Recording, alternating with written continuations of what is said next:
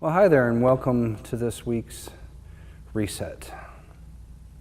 I want to tell you a little bit about myself and a story to add to it, as I often do. I had the privilege, and really the blessing, of getting into music at a relatively young age.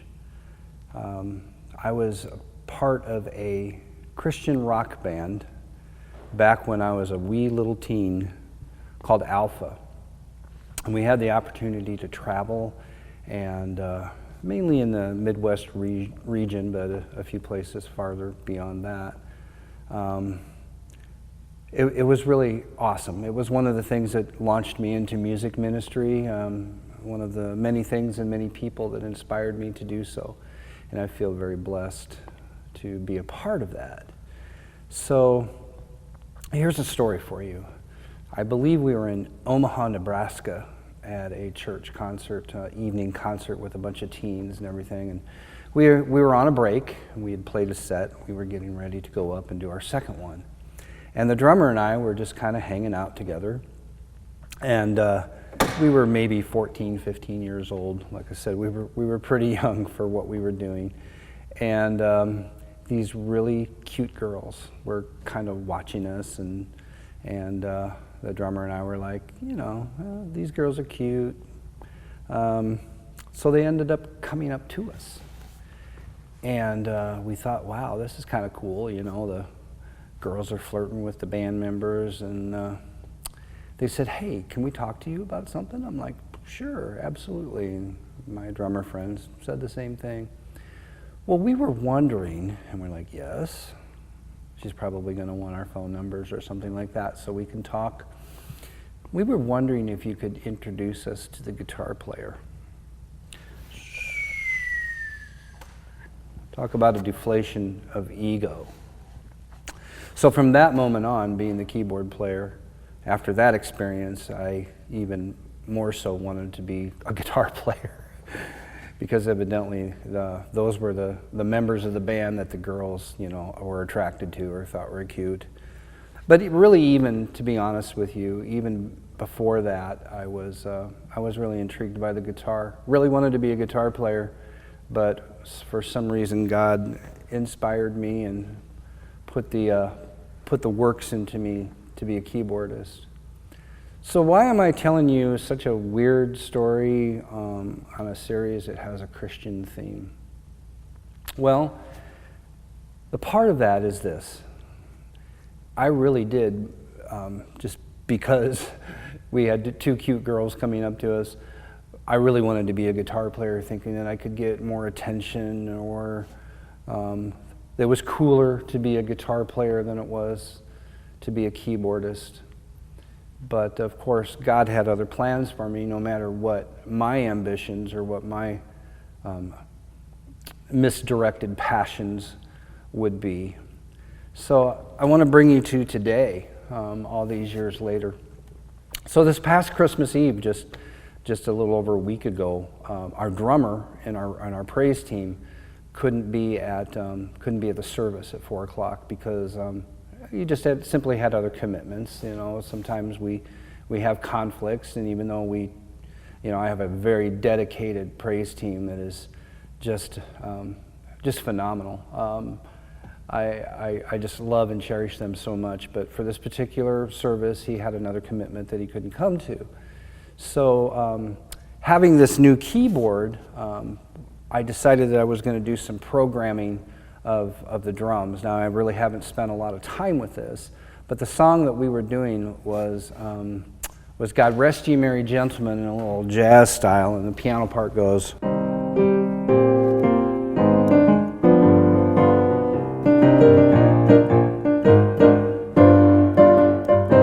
It has a really cool swing part drum to it, so I decided, because our drummer couldn't make it, that I would put the programming in and add a little bit of drums, and it's a little bit like this.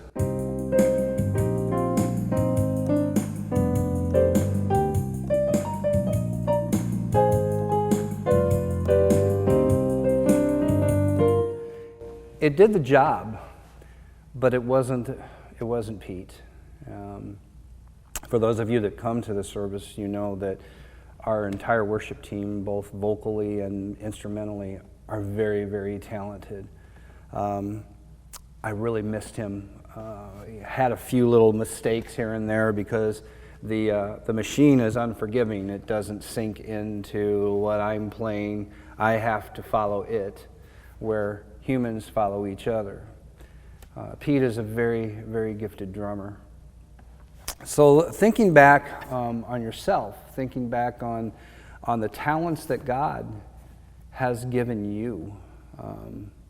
You know, it says in the Bible, in 1 Corinthians, and I'm paraphrasing here a little bit, it says in 1 Corinthians in the 12th chapter, "Even so the body is not made up of one part, but of many. Now if the foot should say, 'Because I'm not a hand, I don't belong to the body,' it would not for that reason stop being a part of the body. And if the ear should say, 'Because I'm not an eye, I do not belong to the body,' it would not for that reason stop being a part of the body. If the whole body were an eye, where would we be in the sense of hearing? If the whole body were an ear, where would the sense of smell be?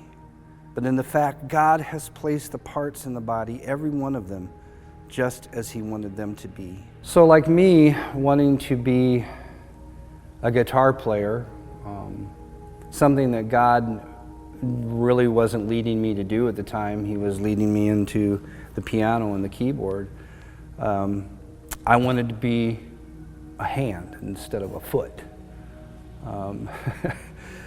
You know, that analogy in 1 Corinthians is pretty cool because the human body is really something else. It has, you know, all these different parts to it, not just the obvious ones, not just the hands and the feet and the eyes and the parts of our body that make up a whole to function as one.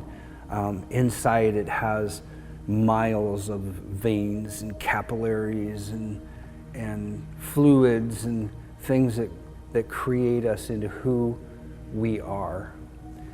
And how we function, both as people in the world and people in the church, how we function is vital, not just to ourselves, but to God too. You know, I think back at this church that sponsors Reset, Trinity Lutheran in Moline, and as many of you know, we are currently without a pastor, without a lead pastor, and it's been a little bit of walking in the wilderness. And but it's also been an opportunity, you know. At first you get that shock and it's like, oh man, the ship is sinking.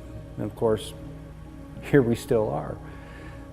But the reality is this, is that these people and you people that have had these different talents that God has given you, these purposes that God has given you, you find that it's very functional. So the part that is, you know, symbolically the hand has worked very well. We've had people volunteer to help do administrative things that the pastor usually takes care of. We've had people clean the church. We've had people just simply come up and say, here's what I can do. Here's what my gifts are. How can I help? How can that work in the church? As far from all the way from doing books to helping out with meetings, simple things like answering the phone. It's all part that comes together. And once again, as we're coming into this new year, as we're coming into to that mindset that we have about, oh, here's what we want to do different this year. Here's how we want to put our talents. Here's where we want to assert ourselves. Sometimes we don't want to be the hand that we've been for years. We'd rather be the foot. But God knows where your gifts are, sometimes even more than we know ourselves. So my challenge to you this week is to not more or less discover, because most of us really know where our talents are, but to understand that no matter how small or insignificant our talents may be, they are a part that makes up an entire body that functions efficiently, that functions just the way God has made us, has made the church, and has intended us to move forward. So once again, another week to say Happy New Year. And if you're a foot, be a foot. If you're a hand, be a hand. And let's help together. Let's help each other put those things together to move forward. So Happy New Year. Thanks for tuning in again to Reset. And we will see you next week and move forward.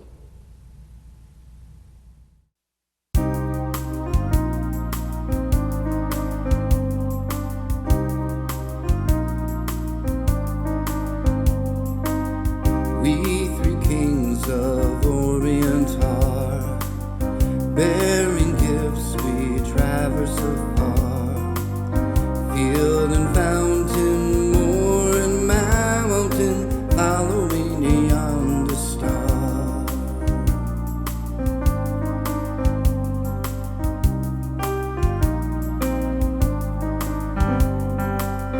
Born a king on Bethlehem's plain, gold I bring to crown him again. King forever, ceasing never, over us all to reign. Oh, star of wonder, star of night, star